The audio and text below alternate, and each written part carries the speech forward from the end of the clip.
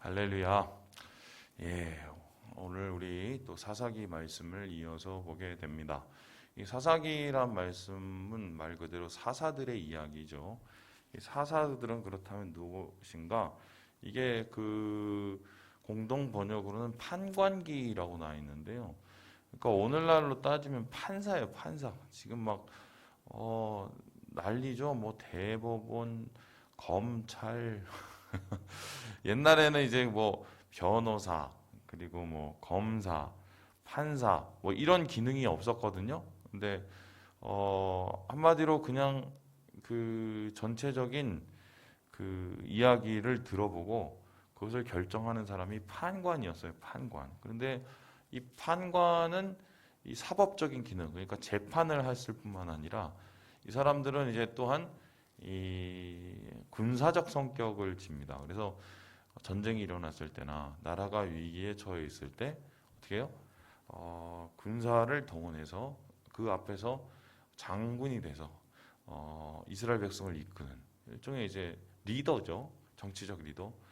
그리고 이제 때로는 이 군사가 일어나지 않을 때는 나라를 이렇게 어느 정도 이 협의체가 있어요. 그러니까 이제 뭐 12지파니까 12족속들의 이 대표들이 오는 협의체가 있었었는데요. 그 협의체를 이렇게 잘 관장하는 역할을 하는, 뭐 왕은 아니고 그렇다고 해서 판사라고 말하기도 아니고 좀 어정쩡하지만 당시에 이스라엘의 이 전체를 이렇게 조화롭게 균형 있게 다스리는 그런 리더였다. 정치 리더였다. 이렇게 보시면 됩니다. 그래서 여호수아가 죽고 난 다음에 여호수아를 이어서 이스라엘을 다스리는 사람들이 필요하죠. 그 사람들을 하나님께서 판관, 그러니까 사사들을 세우셨는데 이 사사들을 무슨 갑자기 어느 뭐 사람의 아들의 아들 이렇게 내려가지도 않았고요. 아니면은 뭐 이번에는 뭐 에브라임, 그 다음엔 베냐민, 그 다음엔 유다, 뭐 이렇게 돌아가지도 않고 시시때때로 하나님께서 그 상황에 맞게 사람을 세우시고 그 사람을 통해서 이스라엘을 다스렸어요. 그런데 이 사사들이 보통 세워질 때는 언제였냐면 나라의 위기와 어려움이 닥쳐질 때. 그래서 하나님의 부르심을 받은 판관들, 사사들이 그 위기를 이스라엘 백성과 함께 헤쳐나가는 그 역할을 감당했던 것이 바로 사사들이고 그 이야기를 다뤄진 것이 바로 사사기입니다. 오늘날로 따지면 이렇게 막 코로나 때문에 난리가 나고 또 교회도 지금 엉망진창으로 힘들어할 때 이때 이제 옛날 같았으면 사사들이 일어난 거예요. 그래서 그 사사들의 이야기가 뭐 여러분 잘 아시는 에훗, 기드온, 삼손, 뭐 심지어는 나중에 그 엘리, 뭐 사무엘까지 사실은 이게 다 사사들이에요, 사사들. 자, 그런데 이 사사들의 이야기가 이어지는 이 사사기는 이스라엘의 역사로 따지면 가장 어두웠던 시기입니다. 영적으로 가장 어두웠던 시기. 그 이유가 뭐냐? 이스라엘 백성이 하나님하고의 관계가 좋고 또 하나님하고의 약속이 잘 이어지고 그랬었으면 왜 어려워졌겠어요? 영적인 관계가 온전하면 어떤 우리 삶 속의 문제도 풀리기 마련인데 이스라엘 백성들이 그 영적인 관계가 가나안에 정착을 하면서 희미해져 버린 거예요. 그래서 하나님을 좀 멀리 떠나고 하나님으로부터 좀 멀리 벗어나 버리고 이러면서 실제적인 하나님과의 관계가 사라지니까 삶의 문제도 찾아오는 뭐 이때가 사사기의 시대고요. 사사기의 마지막을 장식하는 이 사사의 이야기의 끝이 뭐냐면 한마디로 자멸이에요. 자멸. 외부에서 계속 침입이 오고 침략이 오고 이거는 함께 힘을 합쳐서 그때 하나님이 세우신 사사들을 통해서 하나님이 헤쳐나가게 하세요. 그런데 나중에 그 외부로부터의 공격에 의해서 나라가 쇠하는 게 아니라 자기들끼리 싸우다가 망해요. 그래서 제일 최악의 전쟁이 뭐냐면 베냐민 지파 대 나머지 11지파 이렇게 싸워서 이 베냐민 지파를 거의 몰살시키다시피 해요. 이제 그게 민족 상잔의 비극을 벌이죠. 그래서 이러한 모든 이야기의 끝이 사사기에는 뭘로 끝나냐면 그때는 왕이 없어서 사람들이 자기 소견에 따라 행했더라. 그러니까 한마디로 이게 참 고민인데요. 민주화, 인권 좋죠. 되게 좋은 겁니다. 왜냐하면 사람의 권리, 사람의 권리에 국민의 권리에서 또 다스려지는 또 나라, 되게 좋은 거죠. 그런데 민주주의와 인권 중심의 사회가 항상 정답이냐? 꼭 그런 것만은 아니에요. 왜냐? 권리가 있으면 의무가 또 있죠. 의무를 행해야 권리를 이야기할 수 있어요. 그리고 그 의무라는 건 뭐냐면 공동체에 대한 의식, 공동체에 대한 사랑, 이게 있어야 그 의무가 행해지고 그 의무를 통해서 만들어진 나라 속에서 권리를 행할 수가 있거든요. 그런데 사람은 맨 처음에는 그렇습니다. 쉽게 설명하면 얘기할게요. 우리가 어느 어려우신 분들한테 이렇게 막 필요한 거를 이렇게 매주 막 갖다 준다고 하면 생각을 해봅시다. 근데 이제 매주 가다 보니까 맨 처음에는 되게 고마워, 그죠? 그런데 좀 지나고 나니까 그냥 조금 평범해지죠. 더 지나고 났는데 이번 주에 안 오네, 무슨 일이 있어서. 그럼 어떻게 해요? 아니 이번 주에 왜 안 와? 안 줘? 이러면서 어떻게 해요? 좀 기분이 안 좋아진단 말이에요. 나중에는 화가 나기도 하고. 그런 거예요, 그런 거. 그러니까 이게 자기에게 주어진 권리에 대한 거는 사람들이 굉장히 빨라요. 근데 자기에 대한 의무, 그건 되게 느려요. 그리고 그것에 대한 자기의 삶에 대한 감사, 그거는 정말 희박해지죠. 이렇게 되면 어떻게 되면 자기중심적이 되고 굉장히 이기적이 됩니다. 그리고 이기적이 되고 자기중심적인 세상에서의 끝은 뭐예요? 자중질환이에요. 함께 다 망하는 거죠. 그래서 오히려 어떨 때는 정말 참된 왕, 하나님의 기름 부으심을 받은 참된 왕이 다스려서 민주주의보다 더 태평성대를 할 때도 있어요. 그러면 이제 왕정이 무슨 정답이냐? 그건 아니죠. 히스기야는 괜찮았어요. 요시야도 괜찮았어요. 다윗도 괜찮았어요. 근데 그 아들 새끼들이 엉망진창이었단 말이에요. 이러면 또 왕정도 또 문제가 있는 거예요. 그러니까 결론은 이 사사기의 끝이 뭐냐면 거기에서 말하는 왕이 없다라는 것은 하나님이 안 계신다는 거예요. 하나님을 왕으로 모시지 않는다. 하나님을 주인으로 모시지 않는 세상과 나라가 어떻게 됐느냐.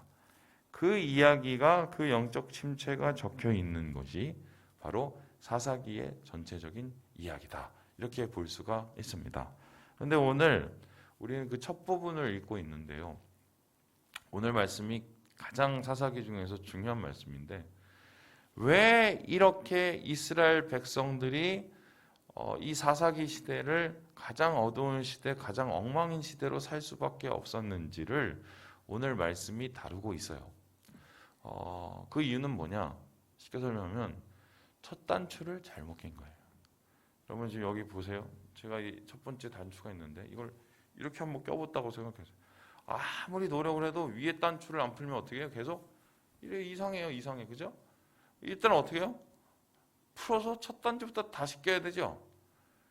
근데 이 이스라엘 백성은 그 사사기를 보면 첫 단추가 예, 문제가 있었어요. 그러면 어떤 문제였을까 했을 때 오늘 말씀을 보면 세 가지의 문제를 우리가 찾을 수 있겠다. 우리 함께 예, 우리 2절의 말씀을 3절의 말씀을 같이 한번 읽어보도록 하겠습니다. 3절입니다. 시작. 그러므로 내가 또 말하기를 내가 그들을 너희 앞에서 쫓아내지 아니하리니 그들이 너희 옆구리에 가시가 될 것이며 그들의 신들이 너희에게 올무가 되리라 하였노라. 첫 번째 이스라엘의 가장 큰 잘못된 첫 단추가 뭐냐? 이들이 그 자기가 이 하나님으로부터 받은 지역에 가서 남은 전투를 행하지 않은 거예요. 이게 뭔 소리냐? 여호수아 때에 전쟁이 끝났어요. 그러니까 한마디로 지금 그 가나안을 지키려는 가나안 족속들의 연합군이 있었단 말이에요. 그 연합군하고 이스라엘 백성이 싸워서 연합군이 완전히 깨져버렸어요. 그렇죠? 그렇다면 이 가나안에서 이제 더 이상 이제 주된 주력 부대가 없는 거예요. 이스라엘 백성들만 있고. 그리고 나서 여호수아가 뭐라고 그러냐면, 야, 이제는 찢어져서 자기가 하나님께 받은 지역으로 가자 이렇게 얘기했어요. 그래서 지역을 12개로 쪼개갖고 제비 뽑기를 했어요. 그리고 어떻게 해요? 그걸 받아서 다 찢었단 말이에요. 근데 그게 끝이 아니죠. 전쟁은 끝났지만 전투가 남아 있었어요. 가서 어떻게 해요? 잔당들, 가나안 잔당들이 있었단 말이에요. 그러면 그 사람들을 예를 들어서 단지파. 그럼 가꼭 그 단 지역에 있는 그 사람들을 쫓아내야 돼요. 전쟁은 끝났지만 전투는 남아 있기 때문에. 근데 이스라엘 백성들이 그렇게 찢어서 각 집합마다 가서 남은 전투를 해야 되는데 안 한 거야. 그리고 뭘 했냐? 어차피 우리가 또 이제 힘들어. 그러니까 우리 그냥 얼추 그냥 지내자. 그러면서 그 사람들하고 그냥 대충 손을 잡거나 아니면 어떻게 해요? 서로 도와서 전투를 끝내야 되는데 지 살 길만 찾고 그냥 내비둬 버린 거예요. 그러니까 이게 나중에 어떻게 되면 하나님이 보시기에는 약속을 어긴 거라. 약속을 어기면 어떻게 해요? 약속을 어긴 거에 대한 보응이 있겠죠. 그 보응이 뭐예요? 그들이 손잡은 그 사람들, 그들이 놔둔 그 세력들이 우리의 옆구리에 올무가 되고 가시가 되는. 그래서 실제적으로 옆구리에 가시라는 건 뭐예요? 블레셋 사람들이 계속해서 괴롭히잖아요. 블레셋 사람들이 왜 계속해서 괴롭히냐? 그 블레셋이란 말이 팔레스틴이에요. 팔레스타인 사람인데요. 그때 안 물리쳐서 그렇게 된 거예요. 그리고 그 후에 보면은 이스라엘 백성들이 막 타락하지 않습니까? 왜 타락하느냐? 가갖고 전투에서 그 우상들하고 이방 신상 다 무너뜨려야 되는데 그냥 냅둬버린 거예요. 그러니까 자연스럽게 그 문화가 이스라엘 백성에게 흘러 들어온 거죠. 그래서 제가 수요일 날도 설교를 했지만 가나안에 대한 해석이 되게 중요해요. 우리 한국교회가 가나안을 잘못 해석해서 망한 건데 가나안은 누리는 곳이 아니라 싸우는 곳이에요. 영적인 싸움을 하는 곳이라고요. 그래서 내 안에 하나님의 선이 하나님의 뜻이 이루어질 수 있도록 반면에 나를 유혹하는 여러 가지 죄의 유혹과 악의 유혹을 견뎌내고 이겨낼 수 있도록 그 싸움을 계속해야 되죠. 지금 보세요. 주님이 십자가에서 승리를 해서 전쟁은 다 끝났어요. 죄와 죽음과 사망의 권세를 이겼단 말이에요. 하지만 우리의 삶 속에서는 여전히 싸움이 있죠. 전쟁은 끝났지만 전투는 계속되는데 어차피 구원받은 거 어떻게 살든지 대충 이러면 사사기의 이스라엘 백성들이 졌던 그 잘못된 실수를 그대로 반복할 수 있다. 그래서 싸움 없는 신앙은 없어요. 싸우라니까 옆에 사람하고 싸우는데 그런 게 아니라 내 안에 있는 죄, 내 안에 있는 유혹, 시험과의 싸움을 계속해야 되는데 그거 안 하니까 망가지는 거죠. 할 말이 되게 많지만 참겠습니다. 예. 그다음에 두 번째로 오늘 말씀 속에 나와 있는 이스라엘 백성의 잘못된 첫 단추가 무엇이었을까? 예, 우리 함께 우리 4절의 말씀을 같이 한번 읽어보도록 하겠습니다. 4절입니다. 시작. 여호와의 사자가 이스라엘 모든 자손에게 이 말씀을 이르매 백성이 소리 높여 운지라. 그래서 하나님께서 이 하나님의 사자를 여호와의 사자를 보내 갖고 정확하게 이게 확인을 시켜 주시죠. 야, 니네 왜 약속 안 지켜? 가서 전투를 완성하라고 그랬더니 왜 다 그냥 엎어져 갖고 다 자고 있냐? 이거는 안 돼. 니네 이러다가 니네 끝나 망할. 이렇게 얘기했단 말이에요. 그러면 어떻게 해야 돼요?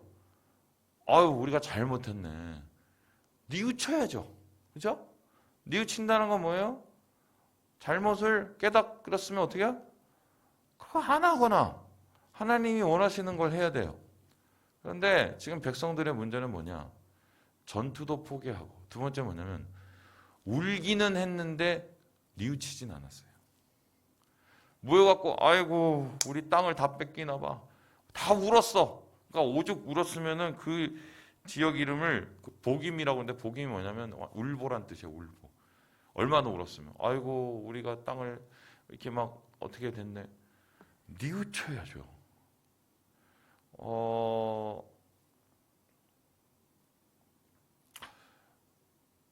그 성도들 이제 많이 이렇게 제가 이때까지 그래도 사역을 하면서 접해봤을 거 아니에요. 이제는 제가 눈물에 안 속습니다.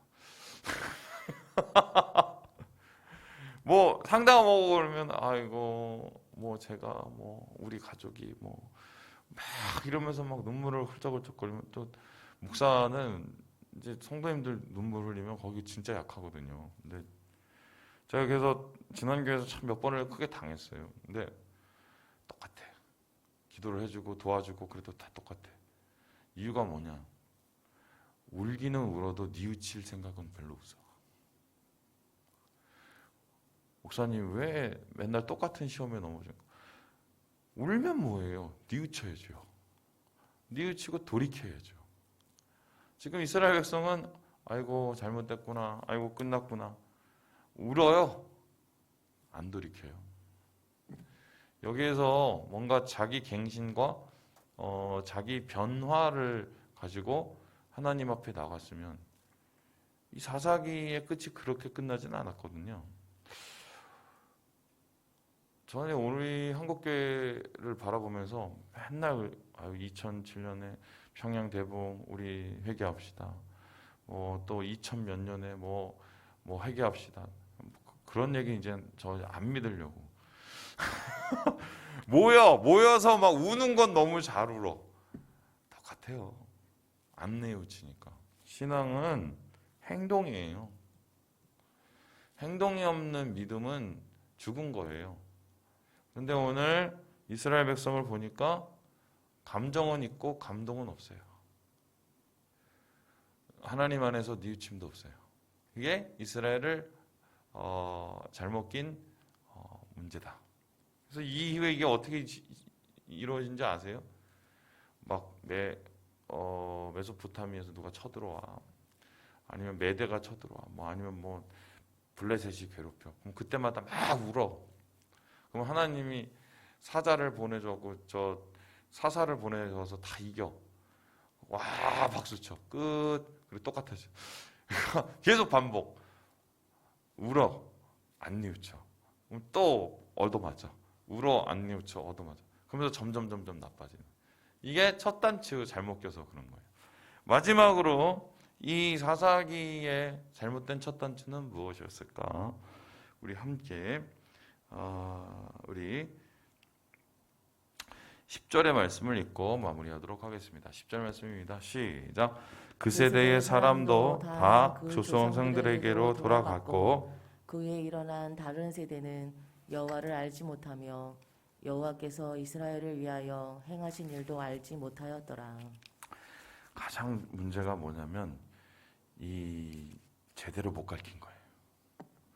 그래도 자기들은 뭐가 우리가 잘못을 했고 또 어떤 문제가 있었고 또 우리가 이 정복을 하면서 어떤 전쟁을 치렀고 이거 다 봤잖아. 그러면 그거를 다 보면은 그래도 뭔가 울 수 있는 능력이라도 있죠. 근데 자기 새끼들이 있어요. 낳았단 말이야. 얘네는 메이드 인 가나안이야. 그러니까 광야하고 상관없는 애들이란 말이에요. 새로운 세대죠. 그럼 하나님에 대한 경험이 이 광야 세대하고는 차원이 다르죠. 광야 세대는 어떻게 해요? 광야를 그냥 맨 땅으로 헤딩하듯이 건너는데 하나님이 다 도와주시고 막 이기고 막 요단강도 막 건너고 싸워서 막 해가 멈추고 막 이거 다 했잖아요. 경험과 체험이 있단 말이에요. 근데 요 밑에 메이드 인 가나안 애들은 그런 거 없어요. 그러면 어떻게 해요? 더 가르쳐야죠. 그 신명기 6장에 보면은 하나님은 한 분이시고 하나님만 사랑하라고 와서 그 다음에 뭐라 그래요? 니네만 할 게 아니라 니네 자식들을 가르쳐라. 니네 자식들을 막 새겨서 같이 막 읽고 막 둘둘 말고 다 해라. 이거 했단 말이에요. 하나님이 그렇게 해서 그러면 진짜 남겨줘야 되는 거는 만일에 제가 내일 죽는다 쳐봐요. 요셉아 예지야 일로 와. 자, 내가 내일 아마 죽을 것 같아. 그러니까 저기 혹시 죽으면 우리 은행에 돈이 얼마 있고 신한은행에 뭐 주식을 얼마 맡겨놓고 저기 그 권사님 있지? 권사님한테 돈 얼마 빌려줬다. 그래서 막 이게 써갖고 자 요거 나 다 써놨으니까 요거 챙겨서 뭐 재산 관리 잘하고 그리고 뭐 저기 뭐 필요한 거 있어서 뭐 도와줄 거 있으면 니네 큰아빠한테 얘기하고 알았지? 그게 중요한 게 아니지. 그럼 어떻게 해요? 야 니네들 일로 와봐. 아빠가 살아보니까 야 이 사람이란 게 참 맨날 변하더라. 하나님 앞에 맨날 사랑한다 신앙한다 해놓고는 아빠가 이렇게 엉망진창으로 망가질 때도 많았는데 니네 아빠처럼 그러면 안 된다. 그래서 아빠가 하나님을 좀 붙잡으려고 노력을 해서 하나님 은혜 주시지 않았니? 그런 거는 배워라. 그리고 아빠 부족한 부분, 그 신앙적 부분은 그거는 너희들 반면 교사로 삼아서 하나님 잘 섬겨야 된다. 요거 가르쳐. 재산 주는 게 아니라 신앙을 자산을 줘야죠. 근데 이스라엘 백성들은 어떻게 했느냐? 뭐 자식들한테 주긴 뭐 다 줬지. 신앙은 안 남겼어요. 본인이 체험이 없으면 부모님으로부터 내려온 신앙을 이어받아야죠. 근데 그게 끊겨버리면 이건 하나님하고 남이 되는 거야, 남. 그럼 어떻게 해요? 그냥 세상 사람들하고 똑같아지는 거죠. 결론적으로 나중에 이스라엘 백성들이 어떻게 됩니까? 가나안 사람들하고 똑같이 가나안 신 섬기고 저기 무슨 그 옆 부족 암몬 사람처럼 모압 사람처럼 또 그쪽 갖다 신 섬기고 계속 그런 일 반복을 해요. 그게 왜요? 신앙교육에 문제 생긴 거예요. 저는 그래서 우리 교회가 작지만 우리 교회 메이드 인 3일 애들만큼은 정말 신앙적으로 똑똑히 가르쳐야겠다. 지연이가 이번에 졸업을 하는데 제가 걔를 1호 삼아서 제가 혹독한 신앙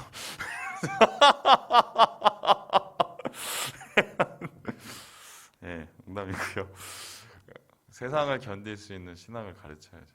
예, 말씀을 마칩니다.